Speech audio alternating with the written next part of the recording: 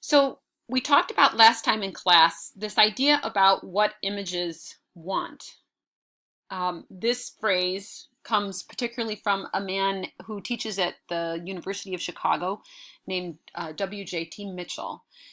And he's interested in not only fine art, but images of cultural production, which is sort of what we're talking about in this class, right? This idea of visual culture being focused on fine art, but thinking about fine art images in relation to the way that we perceive all images. So what I want from this 4 weeks is for us to think more deeply about how we look at things. We talked about in class a little bit, and you guys read for your reading in the reading for iconology about 3 levels of understanding work. We talked about the fact that there's description. That's the sort of base level in which we can look at something and sort of understand what an image contains within it.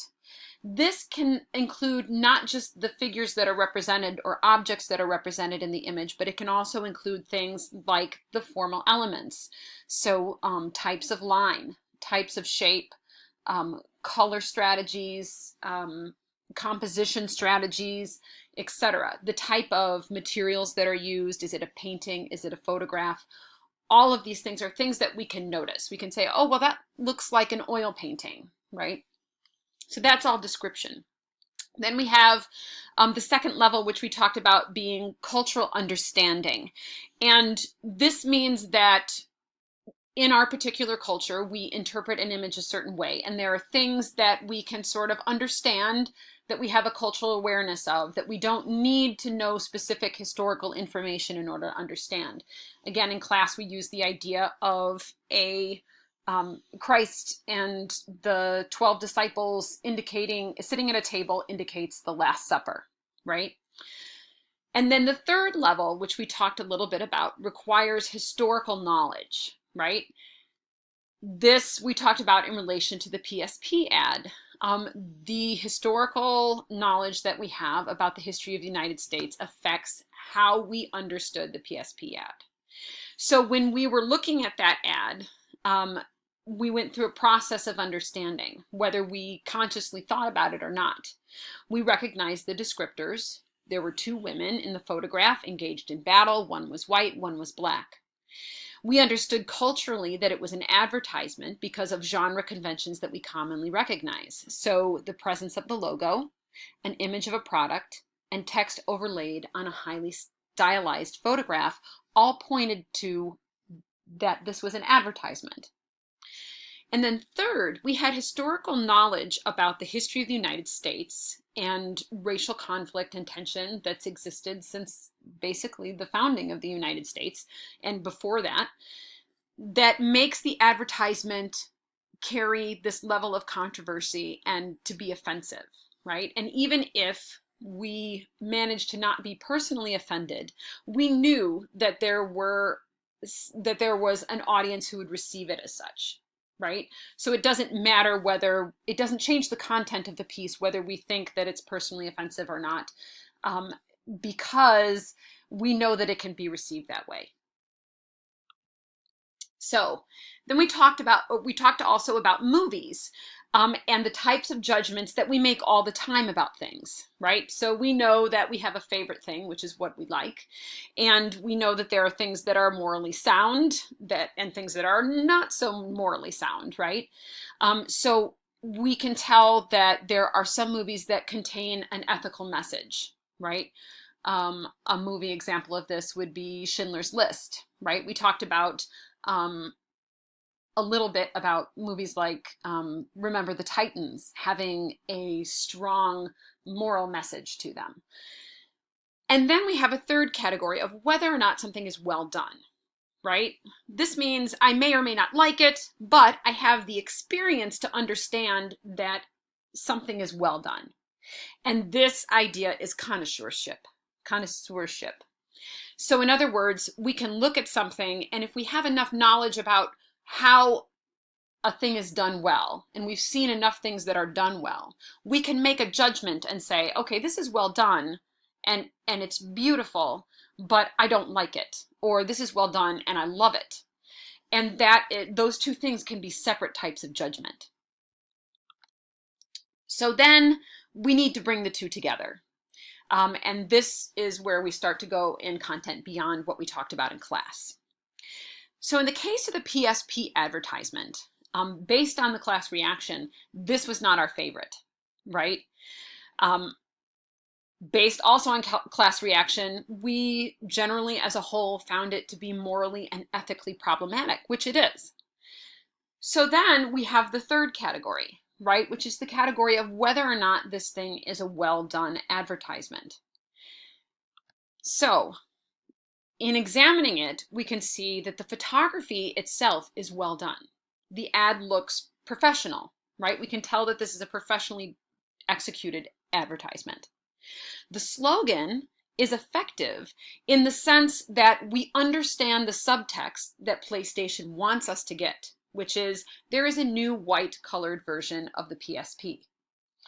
So if the main point of the ad is operating as subtext, then we need to make a decision about why we think PlayStation selected such a controversial image for their advertisement. And I think that this question was brought up in class. Why would they pick this? Well, audience is in part the answer, right? So if you look at PlayStation's demographics, the average user is a white male, age 28.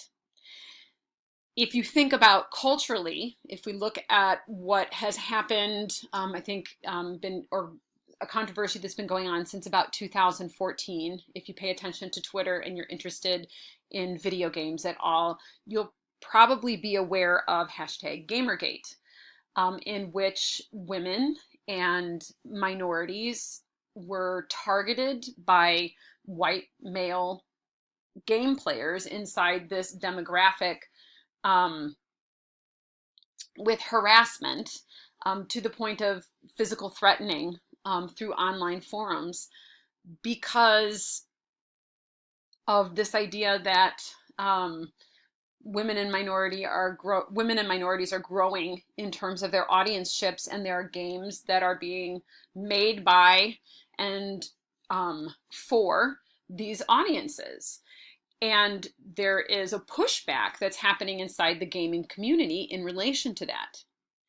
So in relation to the PSP advertisement, which is from several years ago, but is relevant to this historical context, when we understand the historical context of who PlayStation is attempting to reach as a demographic, and we understand what that audience content is like, and this doesn't say that all people who own a PlayStation are thinking like this, but that PlayStation makes a calculated risk that the people who are inside their demographics or their audience are not going to be offended by their use of these images. Plus, they are believing that the presence of attractive females inside this advertisement are also going to help buoy up the purchase of their product. So even though some people are offended by it, before they place the ad, they have the intent, they understand what they're doing, but they also think that based on who their audience, who their demographics are, that the buzz that will be created in relation to this will not hurt the purchase of their new product, and that extra buzz will actually probably prop them up, which is problematic, right? But effective advertising, right? And that's what advertisement does. It seeks out the audience and tries to create the most effective slogans and images to sell a product. Okay, so this brings us to Dave Hickey, who we have not talked about at all, but is an art historian and an art critic.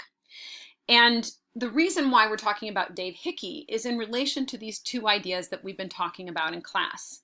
So what he would say in relation to the PSP image is that some images are offensive to us because they convey in beauty. So they do a good job conveying ideas that are abhorrent to us. And that is sort of the case with the PSP, right? Dave Hickey said this in relationship to the photography of Robert Mapplethorpe in the 1980s. Now, this point's important because what it does is it points us to context, which influences our judgment of the first kind, our taste, right? So the context in which we see an image can influence whether or not we like a thing, regardless of whether or not it's well done, right? Which means we don't have to like everything that is well done. We can still recognize that it's well done, even if we don't like it. So that leaves us to sort of three sort of conclusions, right? About art and images in general. We can be in a place where we understand the context, but we don't think a thing is well done, and we like it or we don't. We can understand the context and think a thing is well done, and we like it or we don't. Or we can like a thing and may or may not get the context and may or may not think a thing is well done. This relates to what often happens for people with abstract art. So in order for us to understand that an image is well done, we need to understand in part what the artist's intent was. We need to be able to access the context, and we need to understand the strategies that they use, the formal strategies that they use in order to unpack the work. So in relation to the new text that you have for Tuesday's session, we're looking at form, and we're talking about how when we understand things like line and shape and composition and positive and negative space, when we understand how these elements are employed, and when we understand art historical context, some of the images, like this image that I showed you guys in class of the young women of Avignon, may become more accessible to us.